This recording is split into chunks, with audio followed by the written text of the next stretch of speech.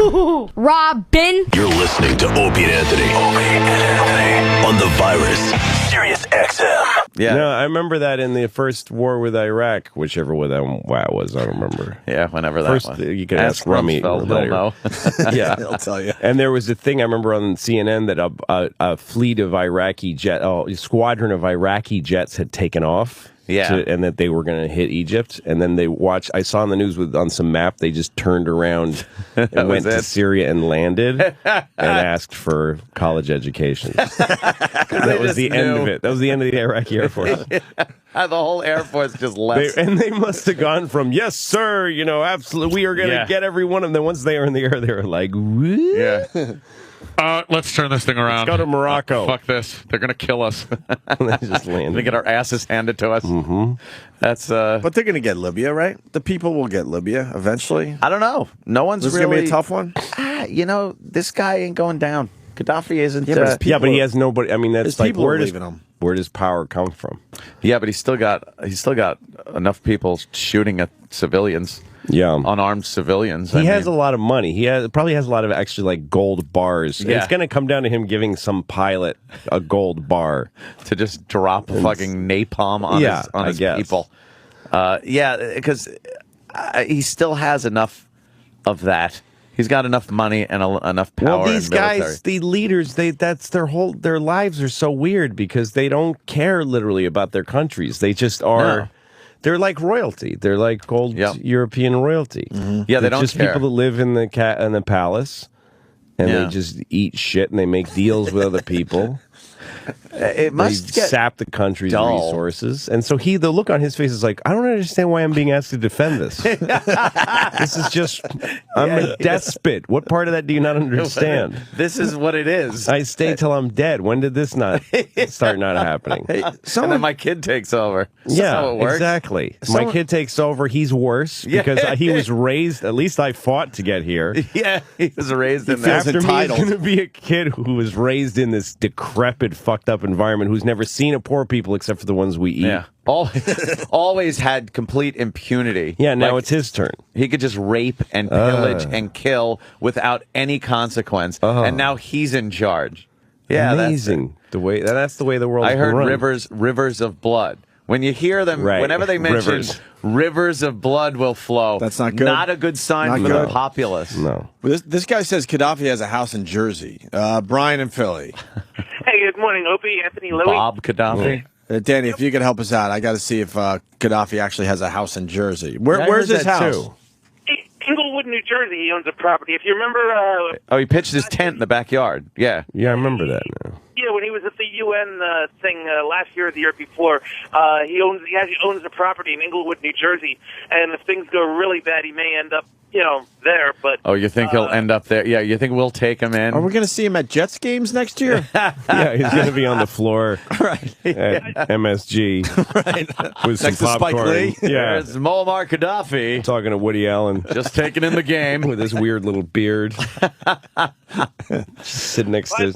Former murderous dictator Muammar Gaddafi taking in the game. Look at him, big fan, big Knicks fan. Giving a peace sign for the Jumbotron. What's up? Yeah. 5 people. Woo! Yeah. Wearing a Jersey Shore fucking shirt. This guy used to live next to a Gaddafi or what? His son or something. That was your neighbor Gaddafi. Well, all these guys have huge families. Like the guy in Egypt, Right. the whole thing. And also, by the way, the leader of Afghanistan that we support. They have big families. The whole thing is these clans. Yeah. And whoever gets in charge they plug in like fucking ticks and they start sucking the blood of the economies and giving all the money to their people. To their people. Not their people, but to their family, clan. Yeah. And then everybody who's a Gaddafi is fucking rich. And then in Libya, meanwhile, Libya's getting grayer and less like a tick. Fruitful, yeah. Like what a tick does. And what? The women are just constantly pregnant, I would assume. Yeah, they just you keep growing and you send people out into the world and, it's fucked up. Really is.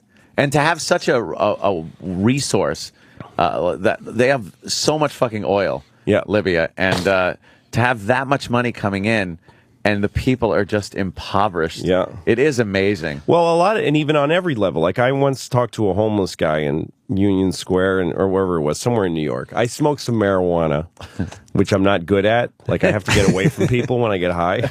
Really? I was with some comedians and it was Doug Benson, who's a famous pot smoker, and he gave me some pot, and I was like, okay, well, I'll see you later, because I can't be around anybody. I can't smoke this with you. So I was really high on 14th Street, just standing there, and some guy says, can you give me $1? What is this guy? Weird looking, interesting guy. And I gave him $100 so that he would talk to me. I just didn't want him to ask. It was a big crowded area and he could have been doing better.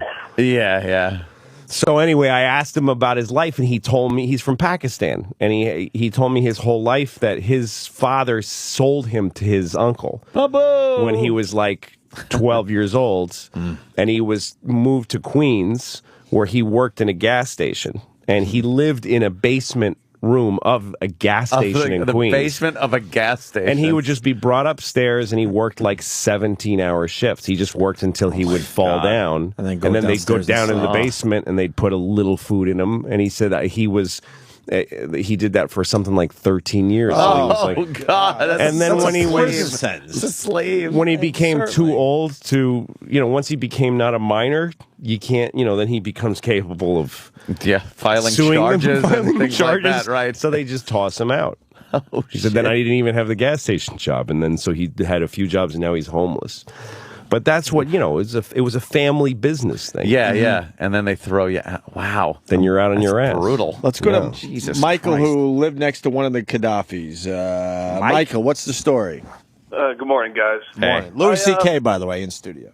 Louis, love your work. Thank you. Anyway, when I lived in Vienna, Austria in the late 90s, I was in high school over there. And one of his sons, and Louis is 100% right, he's got like 20 brothers and shit. So he's over there and he's studying in university. And you'd think like a dictator's son would kind of have that same mentality. This guy's a complete fucking stoner. Smokes pot constantly. And he would run around and do all this crazy shit around the neighborhood. But even though he was studying over there, he still had diplomatic immunity. His dad sent him over there as, quote, a diplomat. So he used to do all these crazy shit, throw parties. He tried getting a tiger to live in his backyard for a while. It was just they love that really, shit. Really, well, and the thing is, that's what his father is. Yeah. Right. He's not, dictators are not shrewd and, really smart. Hitler was like the other thing. These guys are like Gaddafi's one of 40 sons or whoever his father was. And he was the one who got the gig. Yeah, but he's the Libya fucking gig. wasted all the time. I'm pretty sure Gaddafi is on drugs. Just fucked up. He looked all the time. He looked so fucked up when he was he giving those comes speeches. too much. Like he just came on a teenager's face for the 50th time that day. When we saw him with the umbrella, yeah. He was covered in whatever fucking tiger cum, and he fucking just had jizzed in some way that makes you not want to be in public so much. Look at him with his umbrella.